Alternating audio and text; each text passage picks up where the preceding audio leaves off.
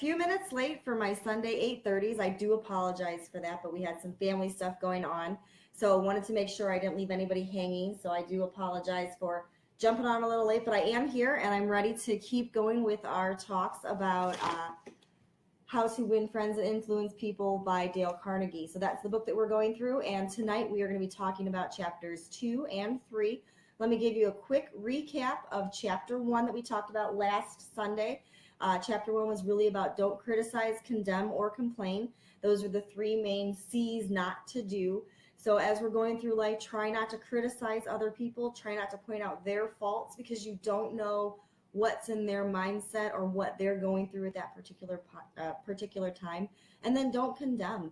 I know we discussed Al Capone last week and how he felt that he was benefiting the community by providing the exciting life, and the alcohol and things of that nature that he did. So he honestly did not feel that he was doing wrong because he felt he was doing right. I'm not saying to go out and break the law of any sort whatsoever, but make sure that you don't condemn other people just because what they're doing may counter inflict with what you're doing. Just choose not to participate in those particular things.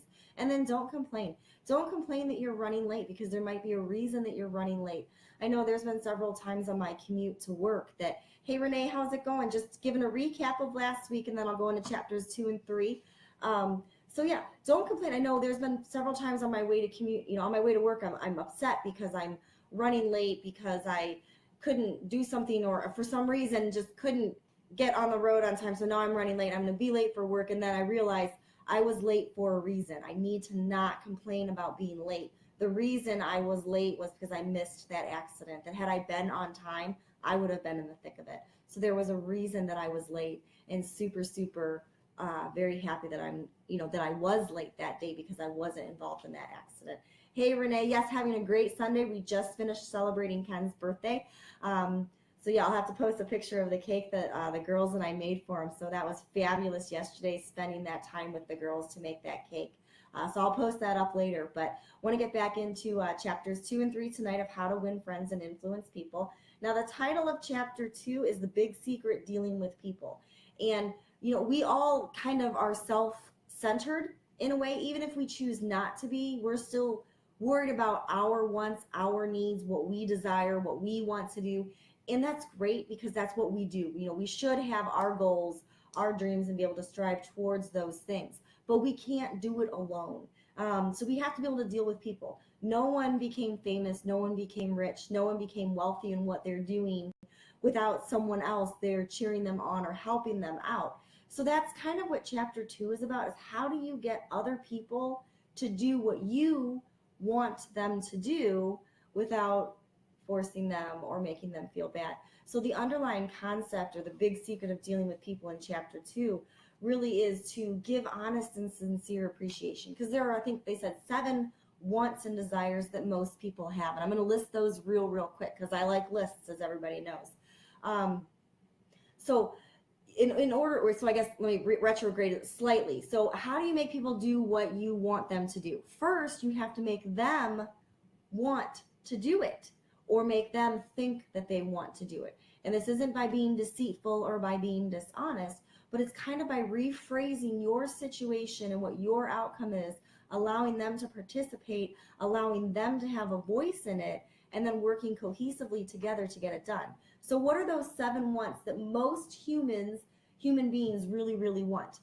Health and the preservation of life. We all wish and want to be healthy, and we want to have long lives. I've rarely met a person who has said, I only want to live to be 24. And if that's the problem, really latch on to those people and help them see the benefits that they can have at age 25, 26, and so on. The families that they can create, the inventions they could make, or just the kind word they can say to someone else. Everybody wants that health and preservation of life. We also all need food. We all need sleep. Some of us need more than others. I would like to have more than I have, but I do enjoy what I do get. We all want money and the things that money can buy.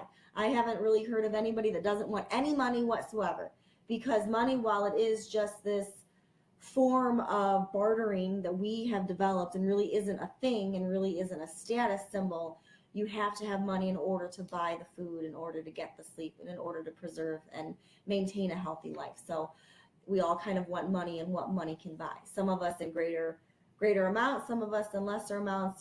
The amount doesn't really necessarily matter as far as that underlying want goes. We all want some sort of life in the hereafter. I'm not going to get too much into that, as well as the next one. We all want sexual gratification. That was another want that they said. And then the well-being of our children or our family. We always say that we want our children to have a better childhood than what it was we had. And that's gone on from generation and generation, which has kind of, in a great way, forced us to improve our lives, our thought processes, our lifestyles. And then the final, and probably I want to say one of the most underlying ones that everybody wants, whether or not we express it, is the feeling, the want to feel important. We want to matter. Some people want to matter in huge, huge ways. Think of some of Charles Dickens. Why did he write? He probably enjoyed writing. He loved writing, but he also wanted to be important. Shakespeare wanted to be important. In the book, it talks about the Queen Elizabeth, how she used to refuse opening any letters that were not addressed to Her Royal Majesty. If it wasn't a feeling of importance, she was not going to address it or open it. I apologize for that. So those are kind of the 7 things that we all kind of want and need in our lives. So I think that's a general concept. If you have some other wants you want to throw in the comments, go ahead and let me know. But I think that kind of encompasses everything that it is that most people want or desire in their life. So let's talk about that feeling of importance, and kind of going back to the concept of this chapter is, how do you get people to do what you want them to do? Well, first you have to make them want to do it. Someone's not going to help you if they don't see the reason or the benefits to them. It's always, what's in it for me? That's just human nature in general. And if you're the one that's wanting to learn how to deal with people, you've got to step out of that mindset of what it is that you want. So let's take, for example, we'll take Renee.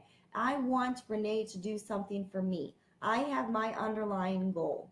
I need to figure out what it is that Renee wants, that if I enable and empower her to do what it is that she wants, how is that going to help me? Again, without manipulating or being deceitful or dishonest, I have to figure out how to make that work. And one thing that Renee and I have been doing is we both want to be held accountable for being grateful on a daily basis. We have both decided that expressing our gratitude on a daily basis is beneficial not only to our online biz, but to our family lives and just to our mental well-being. So the one thing that we both decided, that's one goal that we both want. So what we have challenged each other is, on a daily basis, we message each other at least 5 gratitudes.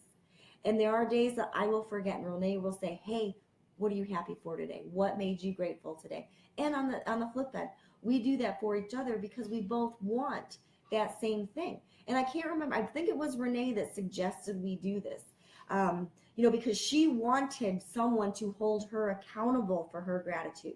She desired to have that. She knew speaking gratitude on a daily basis would help her, like I said, in her mental state and things of those natures. So she really wanted that. So she kind of figured out what it was that I wanted. And because they aligned as well as they did, she made the suggestion, hey, let's hold each other accountable. And she makes me excited for it, because there are days that I am having a really, really crappy day or just a bad day in general. And as soon as she sends me her gratitude, it makes me enthusiastic again to look back and say, what am I grateful for?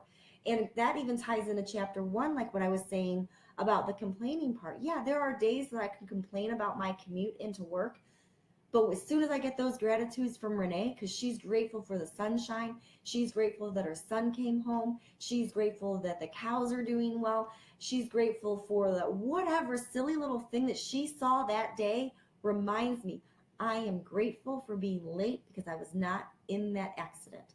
Or I am grateful that I have the vision to be able to see and drive to my job. So it's just things like that. So that kind of ties in chapter 2 to chapter 1. So that's kind of, like I said, the biggest thing of dealing with people is we all have that desire and want to feel important. So you have to try to figure out how it is you can make those other people feel important. And like I brought up before, don't be condescending, don't be insincere. Have the most sincere and honest appreciation that you can. Thank people for what they're doing. Yesterday I shampooed our carpets at our house. As soon as I was over, I came downstairs, Ken was in the office doing some work, and I said, "Thank you." And he just looked at me, he goes, "You just shampooed the carpets. What are you thanking me for?" And I said, "Thank you for every time you have ever shampooed our carpets, for every time you've ever shampooed our rental carpets. Thank you for cleaning the machine and keeping the machine up and running. Thank you." I appreciated the hell out of him because shampooing carpets sucks.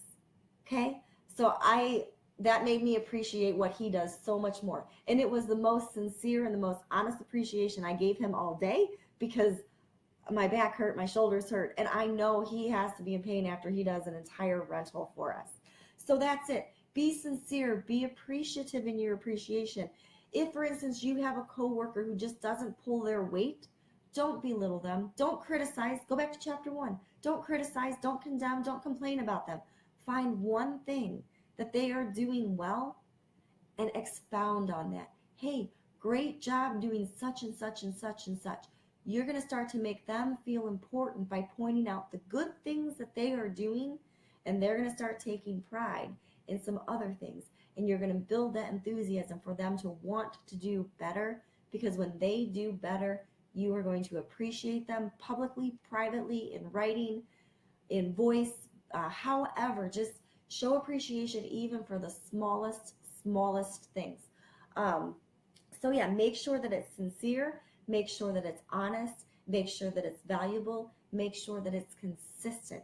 And you're going to start to see people reacting and doing things for you even without you asking, because they know that you appreciate their efforts, you appreciate them as human beings, and you're giving them that desire of feeling important. Even if they're not the most important person in your life, if it's just you and them, let them feel that you are the most important person in your life. With your children, for instance, if there's just the two of you, they are very important in your life, but you do have to go to work. So when you're at work, focus on that. When you come home and you're at softball practice or soccer practice or just watching TV or baking a cake for your husband's birthday, show that appreciation to them and let them know how much you appreciate that time that you have with them. And they are going to feel so important that the next time you need them to help you with something that might not be as exciting as baking a cake, they're going to jump right in because they know you honestly and sincerely appreciate them. That's chapter 2. So let's review. Chapter 1, don't criticize, condemn, or complain. Chapter 3, show honest, sincere appreciation. Now we're going to jump into chapter 3, the title of which, He Who Can Do Has the Whole World by Him. He who cannot walks the lonely way. That goes back to kind of what I started talking about at the beginning. We all want to succeed, I think. We all want to have a better life, I think. But we can't do it alone. We've got to have the help of other people. We've got to bring people on board with our goals, our desires. We have to figure out a way to not make them, but I guess kind of enlighten them to the fact that they want to do what you need them to do. So the book starts off with talking about how the gentleman liked to go fishing. He also liked to eat strawberries and cream for breakfast. He loved strawberries and cream. Anytime he could eat strawberries and cream, that's what he ordered. That's what he made, strawberries and cream. But fishing, he knew that fish did not like strawberries, and I'm not really sure how you would get cream on a hook, so that wouldn't work, but he knew what fish wanted. Fish wanted worms. So while we as people would not eat worms, some people do, I don't, he knew that the fish wanted the worms. So he used the worms to attract the fish. So that's what you need to do. You need to figure out what worms it is that people need to get them on board with your team, to get them into your organization, to get them to help you with what it is that you need. So again, take yourself out of yourself, get out of that self-centered crap and move into what it is that the other person wants and try to rephrase what it is you're working towards with what it is that they desire. So real quick, I'm going to go into, I'm going to skim real quick because I'm not 100% sure that this is the right part. So bear with me. How's everybody doing on Sunday? Yeah, all right. So yeah, just gonna kind of go. Okay, so we talked about fish and worms, right? I'm just reading through my notes. I apologize, I got sidetracked. So there was another example of in here is, you know, getting people to do what it was you want. There was a mother and a father who had a very picky eater. I have a very, very, very picky eater. So I'm gonna try this on her and see if it works. I think some people probably refer to it as reverse psychology, but I think reverse psychology is a little more manipulative than what this book suggests doing. So anyway, the couple had a son that was a very, very picky eater. He just refused to eat anything. So the mom would say, you have to sit here or until you are done. The kid would just sit there for hours. The kid would just sit there and look at his spinach for hours. Excuse me. So that didn't work. The kid still wouldn't eat. The father said, either eat your food or go to bed. The kid would go to bed. That didn't work. The mom would try something else. The mom would try to hide the vegetables in the potatoes and get the kid to eat. The kid still would not eat. So finally, the father sat down and said, okay, I've got to figure out what it is that this kid wants. This kid obviously does not want spinach, but spinach is good for him. We feel that he should eat spinach or carrots or whatever it was that the kid would not eat. He really wouldn't eat anything that was put in front of him. So the father finally realized, okay, the one love of this, or one of the loves that this little boy had was riding his tricycle. He loved going out after, you know, when he would get home from school and ride his tricycle down to the end of the block and back, and then ride it back and forth and back and forth. And one day the father observed that there was a bully at the end of the road, that as soon as the child would get there, the bully would literally knock the kid off the bike and take his tricycle away and start riding it until the child would go home crying and tell his mom. His mom would have to come down and, you know, yell at the bully and get the bully off the bike, and then the little boy would be able to ride it again, and everything was fine for that day. Then the next day, the little boy would ride his tricycle. Again, the bully would knock him off. The boy would have to go home to his mom to get the bully to give the bike back. This continued on, and finally the father said, aha. So one day at dinner, when the little boy wasn't, you know, eating his food and just kind of pushing it around and pushing it around, the father said, you know, if you ever want to be able to stand up for yourself against, you know, the bully down the street and keep your tricycle for longer than just the one little bike down, you're going to have to make yourself big and strong. You know, you're going to have to be able to stand up for yourself. And one way to do that is to eat, you know, eat your food and eat your vegetables and eat your proteins and get your body strong, so that the next, you know, so that when that bully does come to take your tricycle away, you can stand up for yourself and you don't have to come back and, you know, ask your mom to help you out with your tricycle situation. That day, that child ate everything on his plate, and every single day thereafter, that child ate everything on his plate. So I'm going to try that. I'm going to try to figure out what it is that my youngest really, really wants and see if I can't work with that. I am starting to do that. I know this week one of her issues is getting her room cleaned. She doesn't like cleaning her room. She doesn't care that she can barely make it to her bed. Doesn't care that it's a trip hazard. So I kind of was talking to her today or the other day, and I said, well, you know, don't you want to be able to come into your room and find your books and find your stuffed animals that you want to play with right then? If you have a friend over and you want to play Barbies, don't you want to know where your Barbies are? And she's like, well, yeah. And I said, you know, you don't come in your room that much to play. Well, I don't really know where anything is. I said, well, why don't you organize your stuff and always put it back where it belongs so that you know where it is? And just, I kind of see a light bulb go off in her head. And I'm not saying that we had a eureka moment and she went in and completely cleaned her room, but I think she's starting to realize that if she can organize and kind of do what it is that I and my husband want her to do by keeping a clean room, she's going to be able to find her things quicker, more efficiently, and be able to enjoy time using those items versus becoming frustrated that she can't find them. So we'll see how that trick goes for, not trick, we're going to see how that conversation goes for a while.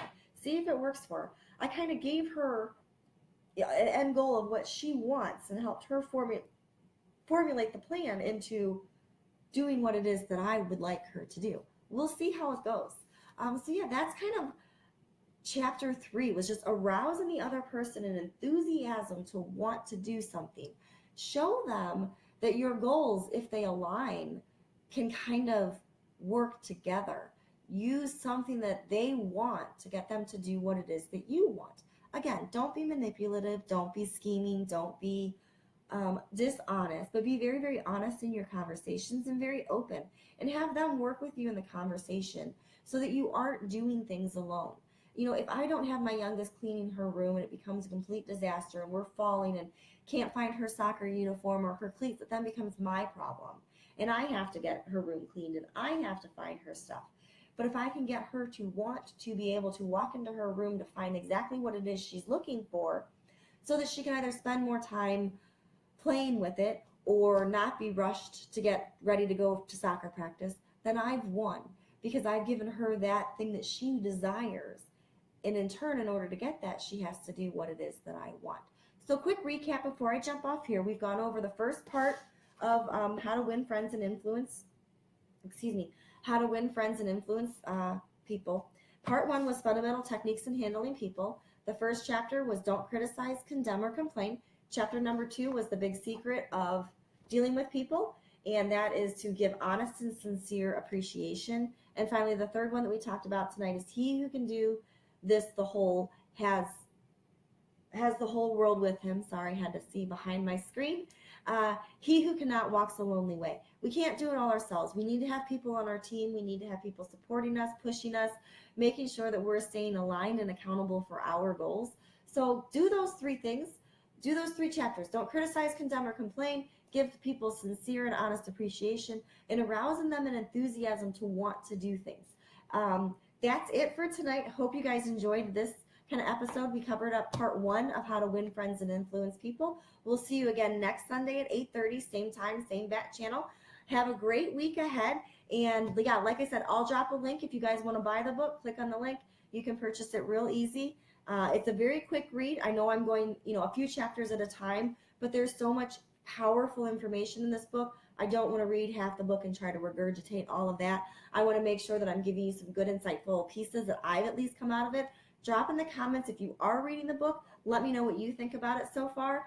This one's about chapter 2 and 3, but feel free to let me know what you've thought thus far.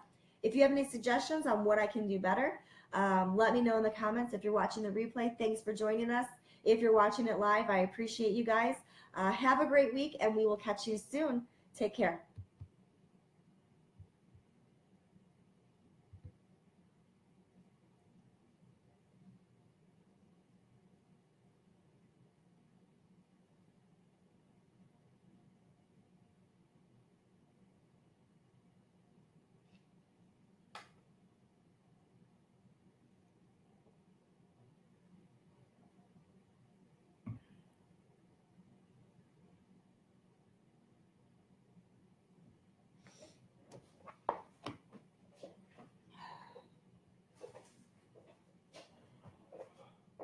What? It is off.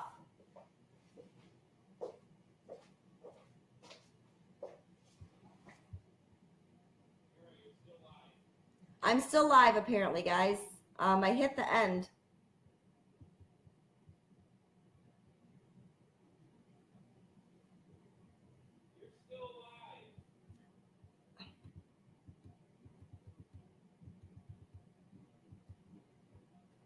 So I have a thing that's saying ending live video, and it's scrolling, scrolling, scrolling. I clicked the end live. It's still going.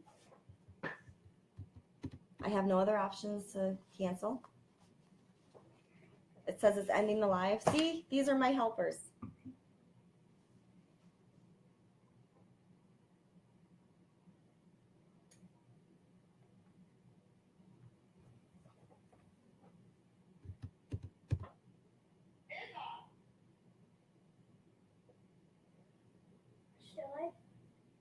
Am I still going? I'm still live, apparently, guys. I hit the end. Is it off now or no? Okay, so goodbye, guys. So, adios, amigos, okay? Goodbye, everyone. Goodbye. Technical difficulties. You're still on. I don't know how to get off. Do I just...